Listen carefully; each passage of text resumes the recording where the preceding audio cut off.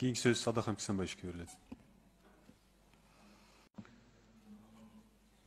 Бұл мыйзамды біз қалағандай қолданабыз да, азыр мыйзамдын ар бир беренесине, ар бир тамгасына суроолорду беребиз. Бирок сиз жолдош полковник өтө тажрыйбалуу инсансыз, бирок мыйзам аткарылбайт, билесиз да.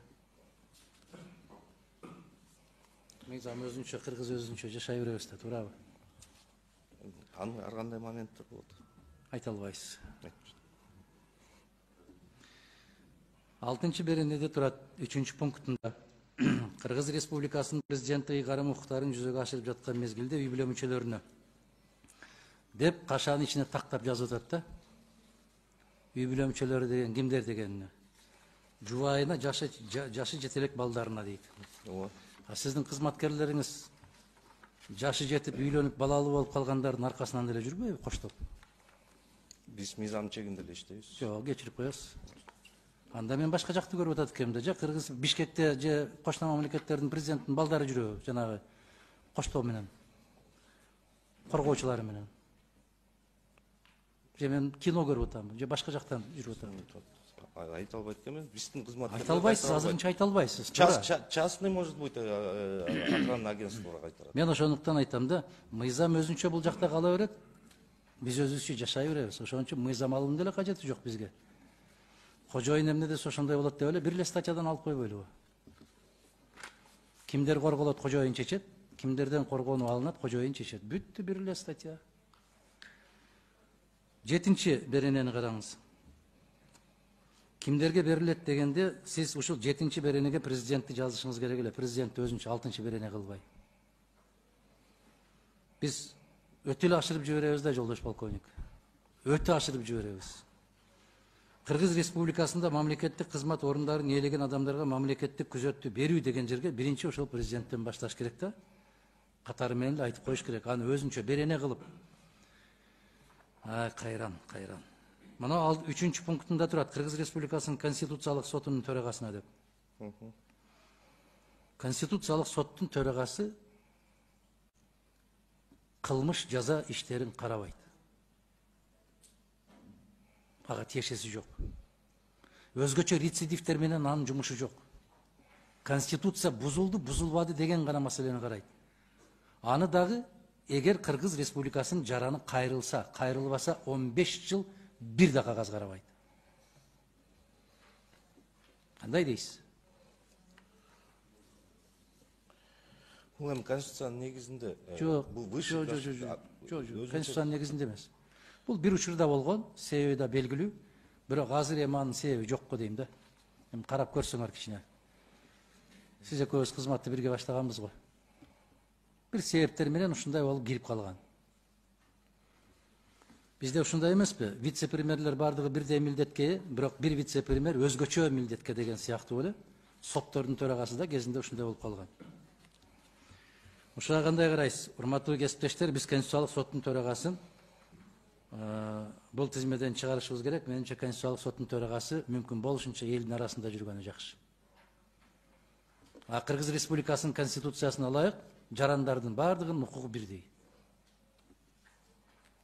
Муну бекер эле киргизип атасыздар. Мен азыр жаңы шайланган конституциянын төрагасын билем. Ал киши өтө жөнөкөй, жупуну киши. Ал андай коргоого муктаж эмес болсо керек. 9-чу берене. Мен өткөндө Чыңгыз Азаматович биринчи күнү Баткенде болуп, биринчи окууга катышпай калган, көрбөй калган. Ошондуктан мүмкүнчүлүк бересиздер го деген үмүттөмүн да. 9-чу беренеде башка адамдарга мамлекеттик күзөттү берүү президенттин актысы менен аныкталат эмес, мыйзам менен аныкталышы керек бардык нерсе. Биз ошон үчүн мыйзам кабыл алабыз. Мыйзамды кабыл алып туруп, эгерде каттуураак кожоюн каалап кеткен болсо, кожоюнга да мүмкүнчүлүк берип коелу деген жерден мыйзам жокко чыгат. Мыйзам иштебейт. Анын саны көбөйүп кете берет. Кудасына берилет, бажасына берилет, күйөө баласына берилет, өкүл баласына берилет. Ушинтип кете берет. Биз кыргызбыз, айланайындар. Бербей койсоң тултуюп таарынат. Ошол таарынбасын деп кетет. Эгерде мыйзамда тыюу салынган болсо, бардык жетекчилердин колу кыскарат. Биз билебиз да Кыргызстанда кимдер күзөтчүлөр менен жүрөт, кандай күзөтчүлөр менен жүрөт, эмне болгон күзөттөр менен жүрүшөт. Мен дагы күзөт, силердин күзөтүңөрдөмүн. Менин көчөмдүн эки башында турасыңар. Ага эмне кыласыңар, кажынадан акча коротуп. Мен өзүм эле айтып берип атпайм, кайда баратам, качан келем, эмнеге баратам, эмне жөнүндө сүйлөп атам. Ага эмне кыласыңар акча коротуп. Мына ушул 7-чи берене менен 9-чу беренеге, урматтуу кесиптештер, бул кишини билем, жолдош полковник, аскер кызматкери, акта дебейт, көкта дебейт унчукпай тура берет. Биз депутаттар жоопкерчиликти мойнубузга алып, мына ушул беренелерди жана кесиптешибиз кош айткан беренени кошуп туруп, мыйзамды ушундай кабыл алып беришибиз керек. Сунуш берип атам да ушуну. Сунуш киргизилди. Урматтуу баяндамачы. Жооп бересизби? 7-чи пункт боюнча, 7-чи берене боюнча и 9-чу берене боюнча. Азыр мен тияктан да ушактан барып жооп берейин. Кайсы? Нурбек Өмөрбековичтикиби? 7-чи эме боюнчабы? Беренеси боюнча. Урматтуу Чыңгыз Азаматович, уруксат болсо 7-чи берене боюнча жооп берип койсом. УКМКнын кызматкери Жусупбеков. Конституциялык сот өндүрүшү институтунун өзүнчө жана өз алдынча сот катары киргизилгендигине байланыштуу Жогорку соттун төрагасына сыяктуу эле анын төрагасынын талаптагы мамлекеттик коргоо алуу зарылдыгы бар.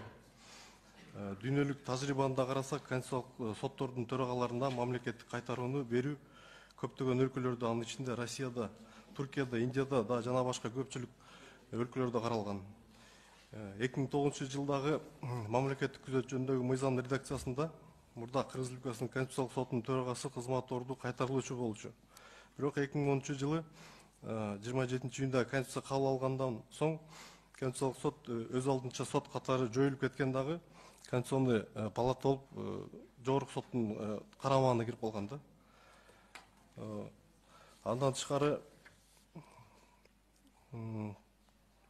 Кыргыз Республикасынын Конституциялык соту жөнүндө Кыргыз Республикасынын Конституциялык мыйзамынын 8-чи беренесине ылайык Кыргыз Республикасынын Конституциялык сотунун төрагасы жогоруда белгилеген конституциялык ыйгарым укуктарды жүзөгө ашыруу менен бирге Конституциялык соттун ишин, сот бийлигин, Кыргыз Республикасынын Конституциясынын үстөмдүгүн жана түз таасирин, конституциялык түзүлүшүн негиздеринин бекемдигин, адамдын жана жарандардын укуктарын жана эркиндиктерин камсыз кылуучу жогорку органы катары жетектейт. Ошого байланыштуу Конституциялык соттун төрагасынын мамлекеттик кайтарууну берүү аркылуу конституциялык түзүлүшүн жана Кыргыз Республикасынын улуттук коопсуздугу негиздерин жетектөөчү кызмат адамдарынын өмүрүнө кыска нуска эме жооп берип коесузбу? Эки эле сөз менен айтыш керек да. Ал жоон окуштун кереги жок бу жерде. Ооба. Жоон окуштун өзүнүн ою кандай экен, өзүнүн акылы кандай экен, ушуну эле айтса болот да. 7-чи берене боюнча мындай кыска так эме даана айтып бересизби? Анын алдында баягы жашы жете элек балдарына деп айттым мен. Президенттин жашы жете элек балдарына деп жазылып турат. А бирок машина минип чыккан болсо алдынан коштоп жүрөт. Президенттин жашы жете элек балдары Эме боюнча азыр депутат өз эме оюнду аягына чейин бүтүрсүнчү, андан кийин сиз айтасыз. Мен айтып атам, башка чет өлкөдө жүрүп аткан жокпуз да, биз көрүп атабыз да. Же башка эч ким көрбөй атабы билбейм, мен көрүп атам да. Анча-мынча социалдык тармактарга чыгып кетип атпайбы? Кандай коштоолордун аркасында жүрүп аткандыгы. Мына кече эле баягы мушкер келген экен, атасы ажыдан келгендей болуп, не деген гана коштоолор менен жүрбөдүңөр балдары? Же ал дагы жеке менчик ишканабы?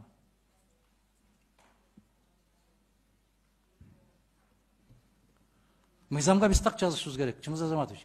Момда учурларда мамлекеттик күзөт берилет, бүттү.